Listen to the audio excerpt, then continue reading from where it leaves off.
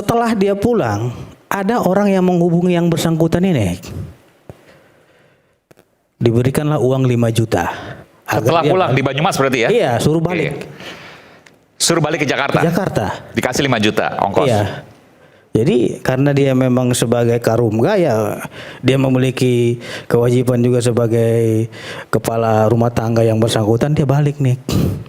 Pertanyaannya, ketika dia balik itu, siapa yang menemani dia di dalam mobil? Jadi ada beberapa aktivis HAM ya beberapa hari lalu, dan ada juga beberapa aktivis sosial yang menghubungi saya. Mereka menginginkan agar kasus kematian Sutrismo ini terungkap. Sutrimo ya? Ya, Sutrimo ini terungkap. Artinya tidak hanya selesai di dalam pemeriksaan rumah sakit kemarin langsung dikubur. Tapi teman-teman ini menginginkan agar dilakukan ekshumasi. Jadi yang menjadi persoalannya adalah Bang Aiman, berdasarkan info yang kami terima ya, bahwasanya kematian daripada Sutrimo ini sangat janggal sekali. Oke. Ya, janggalnya yang pertama, yang bersangkutan ini kan sudah pulang ke Jawa, Banyumas. Banyumas betul. Ya, 1 minggu sebelum dia meninggal dunia itu dia sudah pulang. Kegelisahan dia sampaikan kepada kerabatnya, bahwasanya pimpinan saya itu lagi bermasalah dan sudah banyak teman-temannya yang ditangkap-tangkapin. Saya sekarang lagi ketakutan. Sebentar, teman-temannya ditangkapin kan, yang ditangkapin kelihatan Yang siapa? itu. Ini pengakuan ya? Iya. Tapi nggak tahu siapa nih yang ditangkapin? Iya, makanya teman-temannya kan gitu. Siapa Berarti kan gitu? ini orang banyak tahu. Oke. Itu Bang Aiman. Meskipun yang ditangkapin teman-temannya kita nggak tahu nih sampai sekarang. Nggak tahu, gitu loh. Oke. Oh, makin itu gelap ini. Dia menyampaikan itu kepada kerabatnya, kan gitu. Dengan di situ di tanggal beberapa setelah dia pulang itu Bentar, Bung Mitra. Maksudnya teman-temannya itu yang terkait dengan orang dekat Febri Adriansyah? Yes. Ditangkap-tangkapin? Ya itu. Pengakuan dari Sutrimo? Versi almarhum, kan gitu. Oke. Nah, jadi Oke, kita berikan tepuk tangan untuk Bung Firman Wijaya. Prof Firman, di sebelah sini Prof. Silakan Prof. Oke, silakan Bung Mitra. Oke. Kemudian Tapi dia tahu teman-temannya Terima kasih, nggak apa-apa Prof. Silakan. sama yang di Silakan. Oke. Selamat datang Prof Firman. Ini sebenarnya sama-sama petisi ahli ya? Iya, sahabat saya kan sama-sama petisi ahli juga nih. KPK berseberangan. Enggak benar. Ini bicara soal intelektual. Tapi hari ini kita tetap profesional, izin Prof ya, kita profesional. Walaupun beliau ini pengacara Febri Adriansyah, kita hormati. Jadi, ya ini bawa cek mungkin di Prof Firman ini. Ya. BAP. Udah cek. Bung Sugeng yang paling bisa. Oke, silakan. Jadi pertanyaannya Bang Aiman, kenapa dia pulang? Itu kan tanda tanya besar itu. Karena dia takut dan dia panik. Kepanikan dia itulah dia ceritakan kepada kerabatnya. Dan saya yakin penyidik telah meriksa kerabat-kerabatnya itu. Dan saya yakin penyidik juga memiliki bukti lain daripada persepsi pengacara Febri Adriansyah, kan gitu. Kemudian Bang Aiman, kejanggalannya itu terkait dengan kepulangan beliau. Itu perlu kita tanya, kenapa dia pulang? Dan dia pulang itu setelah dilakukan penggeledahan loh. Ya. Jadi setelah dia pulang, ada orang yang menghubungi yang bersangkutan ini. Diberikanlah uang 5 juta. Setelah pulang di Banyumas berarti ya? Iya, suruh balik. Suruh balik ke Jakarta? Ke Jakarta. Dikasih 5 juta ongkos? Iya. Jadi karena dia memang sebagai karumga ya, dia memiliki kewajiban juga sebagai kepala rumah tangga yang bersangkutan, dia balik nih. Pertanyaannya, ketika dia balik itu, siapa yang menemani dia di dalam mobil? Satu itu. Oke. Terus yang kedua, apa saja yang dia minum dan konsumsi selama dalam perjalanan? Berapa lama setelah sampai Jakarta dia meninggal? Ya, kita bisa hitung aja dari Banyumas ke Jakarta berapa jam? Sekitar mungkin 7 jam, 8 jam. 7 jam. Kemudian di tanggal 23 jam 8 pagi di depan bangunan kosong tersebut, dia sudah tergeletak di situ. Di Jakarta ini ya? Iya. Jakarta, oke. Yang klinik Morden Diduga di itu. Jakarta. Klinik Morden itu Karena meninggalnya di mana kan nggak tahu nih. iya, klinik Morden ini kan sudah 1 tahun udah tutup. Klinik modern. Morden ya. Oke. Ini klinik Jadi, kecantikan iya. kalau nggak salah. Iya, itu udah 1 tahun udah nggak tutup. Jadi Oke. pengakuan daripada saksi yang ada sekitar situ, mereka mengatakan walaupun itu kosong tapi ada yang menjaga. Aneh juga. Ini bangunan kosong tapi ada yang menjaga gitu Punya loh. siapa nggak tahu sampai sekarang. Nah, ketika orang yang saksi itu pernah di situ selalu diusir Oke. dari sekitar wilayah itu. Saya sering diusir di situ gitu. Itu sudah diperiksa oleh penyidik saya kira. Kan begitu. Kemudian saksi mata yang melihat di situ, mereka melihat di depan itu dia mengeluarkan busa dari mulutnya. Susah. Oke, betul. Aneh juga gitu. Padahal riwayat penyakitnya tidak ada. Berarti ada sesuatu yang masalah di sini. Nah, dari segi kriminologi muncul pertanyaan kita dan tanda tanya, ya. Dari awal dia tidak punya riwayat penyakit. Tiba-tiba keluar dari mulutnya busa. Yang kedua,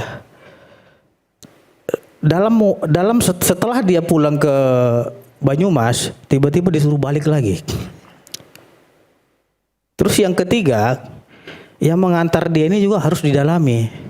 Itu saya dapat suratnya, saya tentu butuh konfirmasi ya. Ada nama Febrio, salah seorang Nah, jaksa. oke. Itu nanti saya bahas ke sana. Itu belum ke sana. Kemudian itu adalah Kemudian ajudannya atau ADC-nya dari Pak Ya. Febri Adriansyah. Kemudian Bang Aiman, setelah kejadian itu ada sekitar 4 orang nih, ya, sekitar 4 orang membawa almarhum ini ke rumah sakit Muhammadiyah Taman Puring. Yes. Dan di sana itu dicek ternyata sudah nggak bernapas lagi, nggak bernyawa, udah meninggal dunia, udah mati gitu loh. Nah, setelah udah mati dan akan meninggal dunia, penyidik melakukan penyelidikan dong, ya kan, terkait dengan peristiwa ini. Tapi yang menjadi persoalan Bang Aiman, ada penolakan dari salah satu orang yang 4 orang itu, dia mengaku saudaranya yang meninggal ini. Penolak, maksudnya gimana nih? Dia menolak untuk dilakukan otopsi. Karena kan otopsi itu kan untuk mau dilakukan otopsi, Yes. tapi salah satu dari 4 orang ini mengaku saudaranya, Ya. familinya, dan menolak dilakukan otopsi. Ya, itu. Sih. Oke. Padahal kita nggak tahu nih apakah salah satu ini betul familinya atau tidak. Belum tahu. Oke. Gitu kan? Ini misterinya luar biasa. Ya. Dan saya menduga inisialnya FA tadi, yang mengaku saudaranya, kan gitu. Eva itu yang saya sebutkan tadi, Febrio. Ya, saya nggak mau nyebut nama di sini, ADC tapi dari Febri saya menyebut Adriansyah. inisial, kan gitu. Nah, kemudian mereka buru-buru nih bawa jenazah langsung ke kampung halamannya, langsung dikebumikan. Dan di rumah sakit, ternyata itu dimandikan juga di rumah sakit infonya. Keluarganya nggak. Iya, tiba-tiba keluarga juga nggak bisa lihat muka, cuma mukanya aja bisa lihat. Kalau dulu kita ingat Sambo kan keluarganya melawan. Nah, Ini nggak ada perlawanan sama sekali. Begini. Melihat ada jenazah meninggal misterius tanpa otopsi dikuburkan langsung. Bang Aiman, saya kira dan saya yakin penyidik sudah menemui keluarganya. Dan saya yakin keluarganya pasti ketakutan saat ini.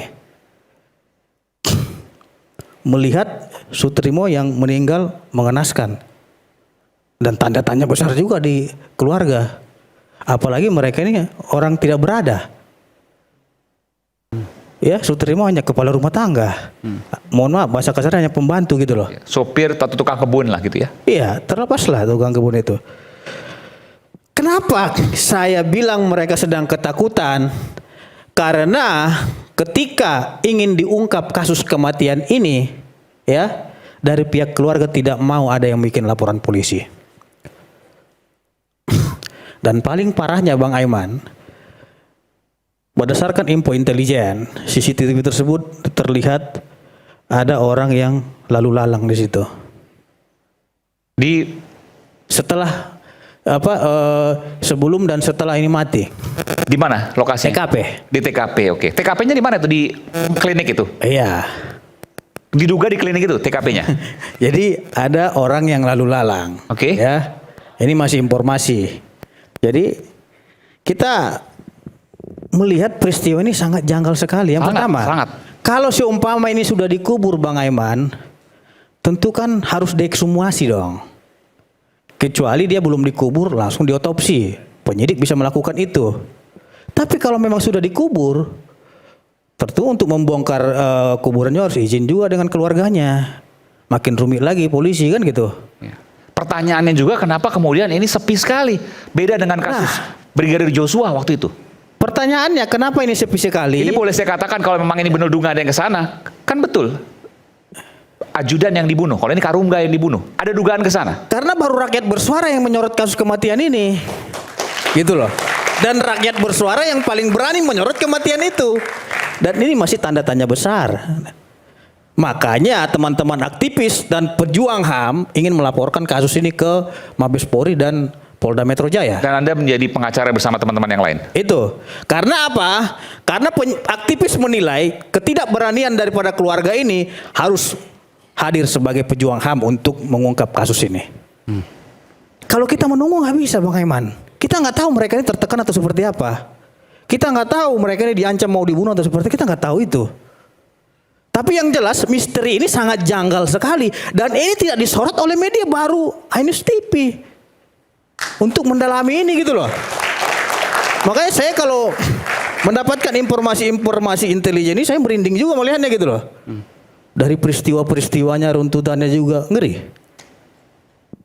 Oke. Kalau penyidik terlalu maju untuk melakukan contohnya bongkar ini, nanti dikira wah ini jangan-jangan karena benci nih sama ini. Tanggapannya polisi kayaknya polisi versus jaksa gitu. Jangan, no. Jadi kita menginginkan keluarga korban ini untuk segera membuat laporan polisi. Atau setidaknya kalau saya sebagai jaksa agung ya, saya akan buat laporan polisi untuk mengungkap tabir ini. Oke. Karena terkait dengan institusi juga. Sebentar, gitu. saya simpulkan sedikit ya. Iya. Dari tadi apa yang disampaikan, ini dugaan semua. Iya. Masih dugaan, tapi kemudian perlu untuk kemudian didalami. Jadi Sutrimo pada saat penangkapan, pada saat penggeledahan ya, sebelum penangkapan dari ex Jampitsus Febri Adriansyah ya, pada saat penggeledahan ia tidak lama kemudian kabur ke Banyumas rumahnya, pulang.